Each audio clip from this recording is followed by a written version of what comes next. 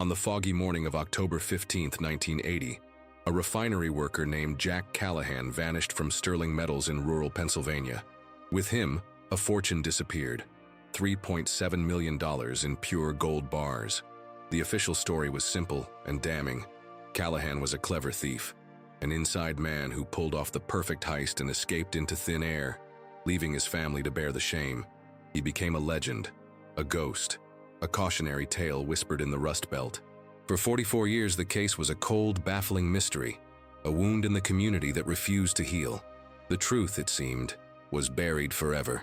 But some secrets don't stay buried. 44 years later, a hobbyist with a cheap metal detector would swing his device over that same forgotten land. He would get a signal, and with a small shovelful of dirt, he would unearth a single mud-caked bar that would not only rewrite history, but would unravel a dark conspiracy of greed and murder, proving that the truth, no matter how deep it's hidden, will always find its way to the surface. Jack Callahan was not a criminal mastermind. He was a man of simple tastes and simpler ambitions, a man whose world revolved around two people: his wife, Sarah, and their 6-year-old son, Michael. He lived in a small clapboard house in a town defined by the smoke that billowed from the Sterling Metals refinery. Life was not easy, but it was good. Jack was a creature of habit. He worked the second shift, came home smelling of metal and sweat, and the first thing he always did was wash his hands meticulously before hugging his son. He was quiet, steady, and dependable. His dream wasn't of mansions or fast cars. It was to save enough money to buy the failing auto repair garage at the edge of town. He wanted to be his own boss, to have grease under his fingernails from fixing engines, not the fine metallic dust from the refinery. He spent his weekends under the hood of his old Ford pickup, patiently showing Michael the difference between a wrench and a socket. He'd point to the parts, his voice calm and even. "This is the alternator, Mikey. It gives the car its spark." For Michael, Jack was the man who could fix anything. For Sarah, he was the anchor in her life. They had met at a high school dance, and he was the only man she ever loved. He had promised her that one day, when they had the garage, they would finally take a real vacation. They would drive to the coast and see the ocean, a promise that shimmered in their future like a distant oasis. The life he was building was one of grit and honesty. He wasn't a man who coveted what others had. He was a man who worked tirelessly for what he wanted. His colleagues at the refinery respected him. He was known for his meticulous nature, for double-checking gauges and logging his readings with near-perfect penmanship. He was trusted. That trust was the foundation of his identity. When he disappeared, the official story painted him as a cunning traitor who had played the long game, fooling everyone around him. But that portrait never fit the man Sarah and Michael knew. They knew the man who read bedtime stories in a low murmur until Michael fell asleep. They knew the man who held Sarah's hand every time they sat on their porch swing in the evenings. The accusation didn't just tarnish his name. It shattered the reality of the people who loved him most. It forced them to question everything they knew about the man who was the center of their universe. He had everything to live for, a future he was painstakingly building with his own two hands. The idea that he would throw it all away for a pile of gold felt like a fiction, a cruel story told to cover a much darker truth. The life that was interrupted that night wasn't just Jack's. It was the life of his entire family, a future of scraped knuckles, ocean vistas, and quiet love that vanished along with him. The day Jack Callahan disappeared began like any other. October 15, 1980 was overcast and cool, the air thick with the promise of autumn rain. Jack kissed Sarah goodbye, ruffled Michael's hair, and left for his 3 p.m. shift at Sterling Metals. The refinery was a labyrinth of humming machinery, glowing furnaces, and the constant, overwhelming smell of ozone. That day, however, the atmosphere was different. There was a tension in the air, a subtle static of anxiety that clung to the facility. A major gold transfer was scheduled for late that night, a routine but high-stakes procedure, involving the movement of freshly refined bars from the main vault to an armored truck destined for a federal depository. Normally, such an event was overseen by the head of security, a burly, no-nonsense man named Peterson. But Peterson had called in sick, an unusual occurrence. The refinery's owner, Arthur Vance, a man who usually remained in his pristine office, was on the floor. his expensive suit looking out of place amidst the grime. He seemed agitated, his eyes darting around, his jaw tight. He informed the shift supervisor that a temporary security guard, a man named Henderson, would be assisting with the overnight lockup. Henderson was a ghost, a man no one had seen before, and no one would ever see again. He was tall and thin, with a face that was instantly forgettable. He spoke little, merely nodding at instructions, his gaze constantly drifting towards the clock on the wall. As the second shift wound down, Jack was preparing to head home, but just as he was clocking out, Vance approached him. He said the night shift overseer was running late and asked if Jack, as the most senior man on site, could stay an extra hour to supervise the final lockup of the vault after the transfer. It was an unusual request. Jack was a smelter, not a security supervisor, but Vance framed it as a personal favor, clapping him on the shoulder and mentioning a small bonus for his trouble. Jack, ever the company man, agreed. He called Sarah to let her know he'd be late. It was the last time she would ever hear his voice. As the hours ticked by, the strange details began to accumulate.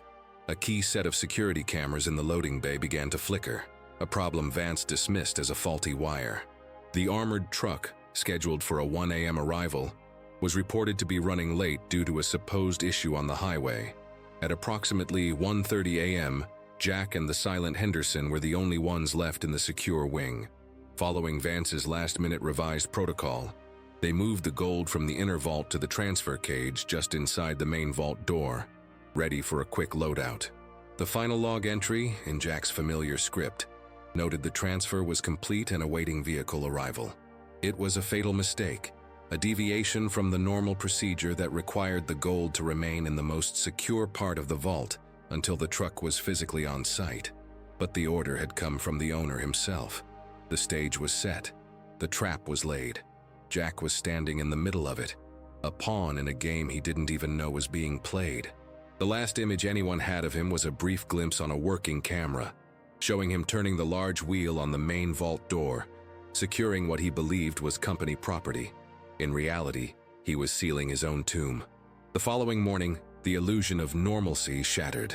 Bill Donovan, the first shift manager, arrived at 6:55 a.m. to the unnerving quiet of a facility that should have been humming with the overnight crew.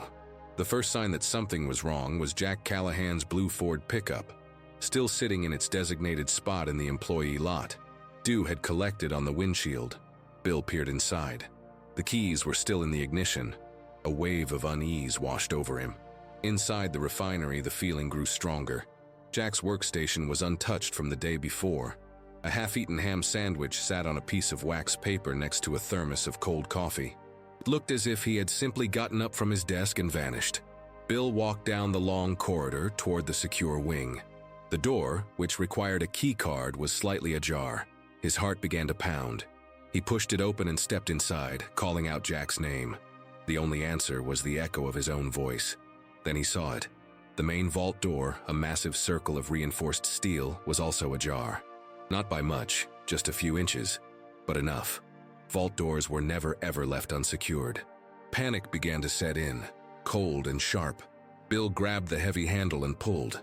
The door swung open with a low groan.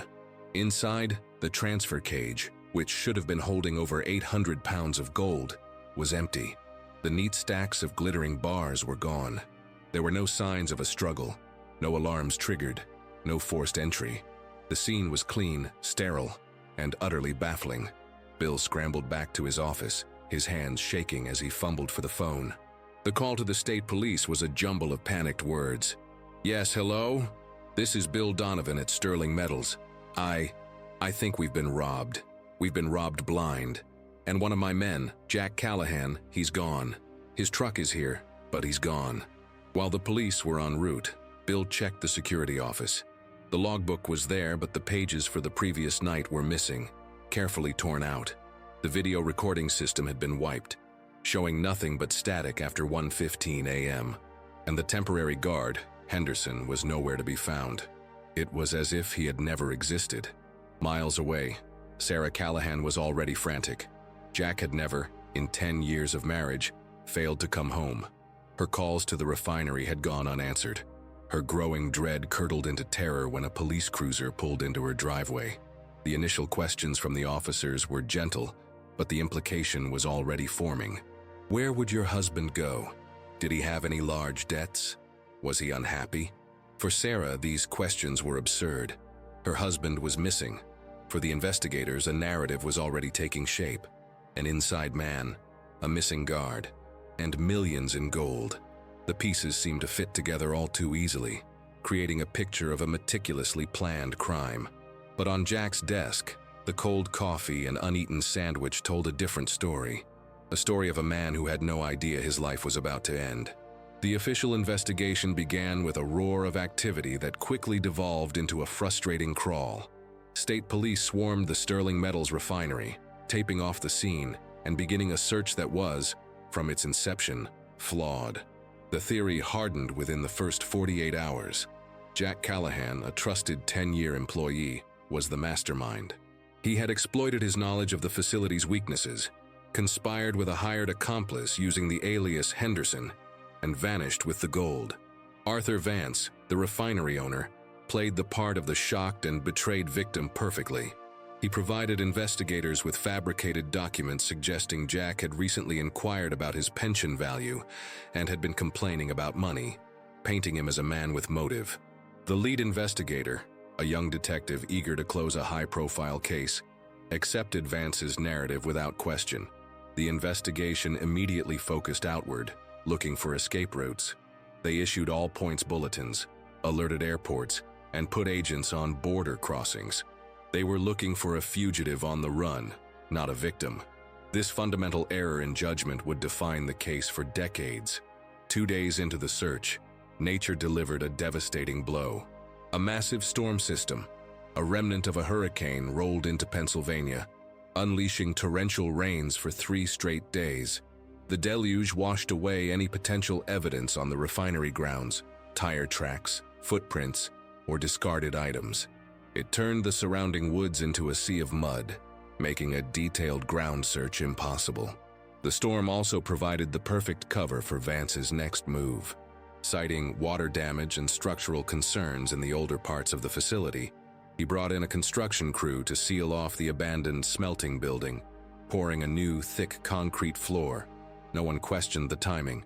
The police were too busy chasing a ghost. For Jack's family, the investigation was a waking nightmare. They were not treated with compassion. They were treated as co-conspirators. Their small home was searched from top to bottom, their personal letters read. Their friends and family questioned relentlessly. Sarah Callahan's pleas that Jack was incapable of such a crime were dismissed as the naive denials of a loyal wife. At school, Michael was tormented, branded the son of a thief. The community that had once been their support system turned its back on them, whispering behind their hands at the grocery store. Sarah's desperation grew with each passing day. She begged the police to search the refinery grounds more thoroughly, to consider that something terrible had happened to Jack there. Her instincts screamed that he had never left that property, but her voice was drowned out by the official story. The search for Henderson hit a dead end. The name was an alias, the personal information he provided was fake, and his trail vanished as completely as Callahan's. The failure to find him only strengthened the theory that the two were professional criminals who had planned their escape flawlessly. Within a few months, the active investigation wound down. The case files were filled, the narrative set in stone. Jack Callahan was a fugitive. The gold was gone. For the state police, it was a frustrating but closed loop. For the Callahan family, it was the beginning of a life sentence of uncertainty and shame. The years that followed were cold and heavy. The Jack Callahan case faded from the headlines, slowly transforming from a shocking crime into a piece of local folklore. The story of Callahan's gold became a campfire tale, a modern legend of the man who outsmarted everyone and got away with millions. For the town, it was a source of grim fascination. For Michael and Sarah Callahan, it was a daily torment. The official narrative had hardened into accepted truth, and they were forced to live in its shadow. Sarah never recovered. She aged decades in a few short years, the light in her eyes replaced by a permanent, haunting sorrow. She took on a second job cleaning offices at night to make ends meet, refusing to leave the small house filled with memories of Jack. as if staying would somehow will him to walk back through the door. She fiercely defended her husband's name to anyone who would listen, but over time, fewer people did. The constant stress and heartbreak took a physical toll. She passed away from cancer 15 years after Jack's disappearance, dying without ever knowing the truth, her final years spent in a state of suspended grief. Michael Callahan grew up an outcast. He was the thief's son, a label that followed him through the school hallways and into his young adulthood. He became quiet, introverted, and built a wall around himself to keep the world out. He learned to fight, not because he was aggressive, but because he had to. The shame was a constant companion, a weight he carried on his shoulders every single day. As soon as he turned 18, he left town and never looked back. He drifted from city to city, from job to job, trying to outrun a name that wasn't his. He was haunted by the ghost of a father he remembered as gentle and kind, a memory that clashed violently with the public image of a cold-hearted criminal. The Sterling Metals refinery itself began a slow decay. Arthur Vance, having profited handsomely from the insurance payout, sold the company a decade after the heist and retired to a life of quiet luxury in Florida. The new owners struggled, and eventually, the refinery shut down for good. The once bustling industrial complex became a derelict skeleton, its smokestacks silent against the sky. Weeds reclaimed the parking lot where Jack Callahan's truck was last seen. The fences rusted and collapsed. For local teenagers, the abandoned refinery was a place of dares and ghost stories, the place where Callahan had hidden his gold before making his escape. The mystery of his disappearance was no longer a question to be answered. It was a story to be told, a permanent scar on the landscape. Hope had long since evaporated, replaced by a deep, settled hopelessness. The case was frozen in time, a perfect crime with a perfect villain, and no one was left looking for another answer. For 44 years, the truth lay dormant, buried under concrete folklore and the crushing weight of time. Then, on a bright, crisp Saturday in the autumn of 2024, that silence was broken. The catalyst was not a detective or a confession, but a 68-year-old retired history teacher named Leo Gable. Leo's passion was metal detecting. He found a quiet joy in unearthing the forgotten relics of the past, old coins, belt buckles, and bits of machinery. He had recently secured permission from the county to explore the grounds of the abandoned Sterling Metals refinery, a site that had fascinated him for years because of its infamous history. For weeks, his searches yielded little more than rusted pipes and worthless scrap. He was about to give up on the location, concluding it was too contaminated with industrial junk. But on this particular afternoon, he decided to try one last spot, a sunken, overgrown area near the back of the property where an old drainage culvert had collapsed long ago. He swept his detector over the damp earth. For an hour, nothing. Then, a loud, clear, high-toned signal screamed in his headphones. It was the kind of pure, unwavering tone that meant a dense, non-ferrous metal: gold, silver, copper. Leo's heart quickened. He knelt and began to dig with his small trowel. About 8 inches down, his trowel hit something hard and solid. It wasn't a coin. It was large. He carefully worked the object out of the soil. It was a heavy rectangular bar caked in decades of mud and grime. He carried it to a nearby puddle, his hands trembling slightly, and began to wash it off. As the mud dissolved, his breath caught in his throat. It was unmistakably a gold bar, but it was the detail that emerged next that changed everything. On the bar's surface was a faint but clear stamp, the old Sterling Metals logo, an eagle's head, which he knew from his research the company had stopped using in late 1980. Below it was a serial number. Leo stood up, his mind racing. He knew the story of Callahan's gold as well as anyone. Jack Callahan was supposed to have taken all the gold and fled. The official story depended on it. So why would a single priceless bar be left behind, buried on refinery property? It made no sense. It was a loose thread in a story that was supposed to be perfectly woven. This one bar contradicted the entire accepted narrative. It suggested the gold, or at least some of it, had never left the grounds. Leo Gable, the quiet history teacher, realized he was holding more than just a piece of gold. He was holding the key to a 44-year-old mystery. He pulled out his phone and dialed the number for the state police barracks. The call from Leo Gable landed on the desk of Detective Isabella Rossi, a sharp, tenacious investigator in the State Police Cold Case Unit. Most calls about old cases were from conspiracy theorists or psychics. This was different. The existence of the bar, verified by a field unit, was a tangible physical piece of evidence that had no place in the official story. Rossi had the bar brought to the forensics lab. It was confirmed to be 999.99% pure gold, and its serial number was a direct match for one on the manifest from the 1980 Sterling Metals heist. The discovery ignited Rossi's curiosity. The location was the key. Why was it found near a collapsed drainage culvert at the far end of the property? She pulled the original case file, a thick, dusty tome filled with faded reports and blurry photographs. She read about the rookie lead detective, the powerful owner Arthur Vance, and the massive storm that had crippled the initial search.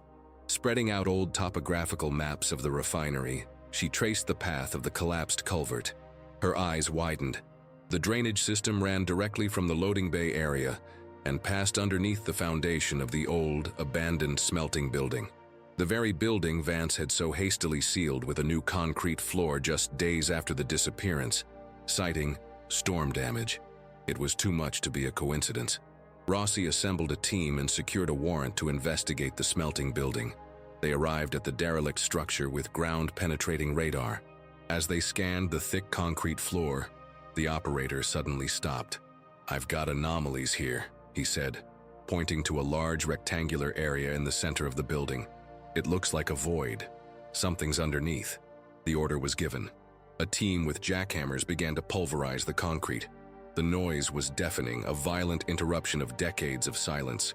After an hour, they broke through. Beneath the concrete and a layer of earth, they found not a void, but a ceiling of heavy wooden planks. They pried them open. A wave of stale, musty air rushed out. Rossi shone a high-powered flashlight into the darkness. The beam fell upon a small man-made chamber, its walls lined with lead, and inside, two skeletal remains lay on the dirt floor.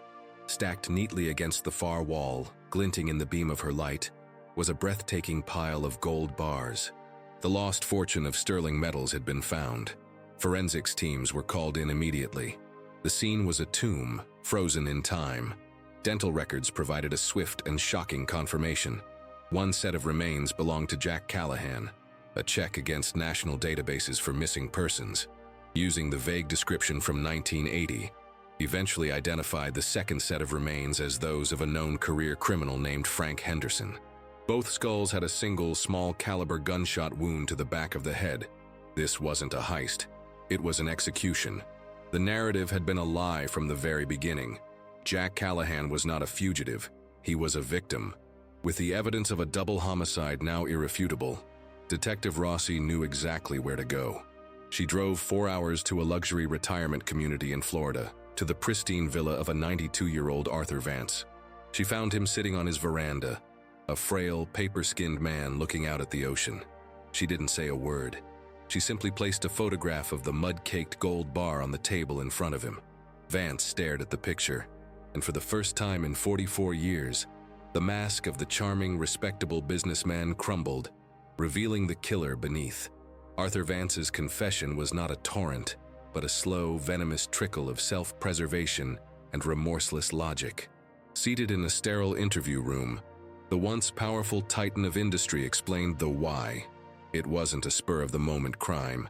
It was a desperate act to cover a much larger one. For years, Vance had been running a sophisticated skimming operation at Sterling Metals. He systematically replaced small amounts of pure gold in outgoing shipments with perfectly weighted tungsten bars plated in gold. It was a high-stakes game of deception that had made him a very wealthy man. But in the fall of 1980, his luck ran out. The refinery was scheduled for a surprise federal audit. Vance knew his meticulous fraud would be discovered, leading to financial ruin and a long prison sentence. He needed a firebreak, a cataclysmic event so large it would obliterate any interest in auditing past shipments. He needed a scapegoat. The massive gold transfer was his opportunity. He planned a staged robbery. He hired a professional criminal, Frank Henderson, to play the part of the unknown security guard. The plan was simple: steal the gold, create a trail that pointed to an inside job, and pin it all on a trusted employee. Jack Callahan was chosen for one reason. He was universally seen as honest. His betrayal would be all the more shocking and believable. On the night of the heist, the plan went into motion. Vance used his authority to alter protocols, ensuring Jack and Henderson were the last two people with the gold. He lured Jack into the old, soundproofed smelting building under the pretense of checking a faulty circuit breaker before the armored truck arrived. Henderson was already there with the gold, which they had moved using a service tunnel. Once Jack was inside, Vance shot him in the back of the head without a word. He then turned the gun on Henderson, his co-conspirator. There could be no loose ends. He had prepared the hidden chamber under the floor weeks in advance. He dragged the bodies and the gold inside, planning to retrieve the fortune a few years later when the case was ice cold. But he hadn't accounted for the wrath of nature. The hurricane remnant that swept through the region was far more powerful than forecast. The torrential rain caused the ground to become saturated and unstable. The old drainage culvert, already weak, collapsed, triggering a small landslide that completely blocked the hidden entrance to the chamber. His gold, his escape plan, was now buried under tons of earth and debris. A major excavation would be too suspicious. In a stroke of cosmic irony, his greed had trapped him. The fortune was lost to him forever. His only remaining move was to cement the false narrative. He poured the concrete floor, sold the refinery, and walked away, leaving Jack Callahan's family to carry the burden of his crime for nearly half a century. A single gold bar, likely dropped by Henderson near the culvert entrance in the darkness, was the only mistake in his otherwise perfect and perfectly evil plan. Detective Rossi knew that her next duty was the most difficult and most important of the entire case. She had to find Michael Callahan. A search of public records located him living a quiet, solitary life in a small town hundreds of miles away. He worked as a mechanic, just as his father had dreamed of doing. Rossi drove there herself. She found him in the greasy bay of a small garage, his back to her as he worked on an engine. He was in his early 50s, with his father's weary eyes and a guarded posture that spoke of a lifetime of defensiveness. She introduced herself and asked if they could speak somewhere private. In the cramped, cluttered office of the garage, surrounded by the smell of oil and old parts, Rossi laid out the truth. She didn't soften it. She told him about the discovery of the gold, the excavation, and the hidden tomb. She told him about Arthur Vance's confession. Then she said the words he had waited his entire life to hear. "Michael, your father was not a thief. He was a hero. He was murdered doing his job by the man he trusted. He was innocent." The impact of those words on Michael was seismic. For a moment, he just stared at her, his face a mask of disbelief. Then, the carefully constructed walls he had spent 44 years building around his heart crumbled. A sob escaped him, a raw, guttural sound of pain and release. The weight of decades of shame, of clenched fists in the schoolyard, of averted gazes from neighbors, of a mother's silent, unending grief, all came pouring out. He wept for the father he had been forced to mourn as a criminal. He grieved for the man he now knew was a victim. He cried for his mother, who went to her grave believing her husband had abandoned her. The news spread quickly back to his hometown. The story of Callahan's gold was replaced by the tragedy of the Sterling Metals murders. The town, now populated by the children and grandchildren of those who had once whispered accusations, reacted with a collective sense of shame and regret. They organized a memorial service for Jack Callahan. Old family friends, now elderly themselves, approached Michael with tears in their eyes, asking for his forgiveness. For Michael, the emotions were a tangled storm of relief, sorrow, and anger. There was the profound vindication of his father's name finally being cleared. But there was also the deep, aching pain for the lost years, for a life lived under a false shadow, and for the simple, profound truth that justice had arrived 44 years too late. The case of the Sterling Metals murders is more than a story about stolen gold. It is a profound lesson in the corrosive power of lies. For nearly half a century, a false narrative, crafted by a single greedy man, poisoned an entire community and destroyed a family. Arthur Vance's crime wasn't just the theft of gold or the taking of 2 lives. It was the theft of a good man's legacy, He replaced Jack Callahan's identity of an honest, hard-working father with that of a cunning fugitive, a lie that proved to be more durable and damaging than any steel vault. This case serves as a chilling reminder of how easily a story, especially one that confirms our cynical beliefs about human nature, can become an accepted truth. Once the label of thief was applied to Jack Callahan, every piece of the investigation was bent to fit it, while the truth lay just a few hundred feet away, buried under concrete. It demonstrates the profound and lasting impact that a name and reputation have, not just on an individual, but on their children for generations. Michael Callahan did not just lose his father, he lost his own identity, forced to grow up in the shadow of a crime his father never committed. The resolution did not come from a brilliant detective piecing together old clues. It came from a twist of fate. A hobbyist, a metal detector, and a single, overlooked piece of evidence. It suggests that sometimes the truth has a will of its own, an insistence on being found no matter how long it takes. In the wake of the revelation, law enforcement agencies revisited their protocols for cold cases involving missing persons who are also the primary suspects. The Callahan case became a textbook example of confirmation bias and the danger of allowing a powerful narrative, especially one pushed by an influential figure, to supersede a thorough investigation. It taught a hard lesson. The most straightforward story is not always the truest one, and justice requires questioning everything, especially the things we think we already know.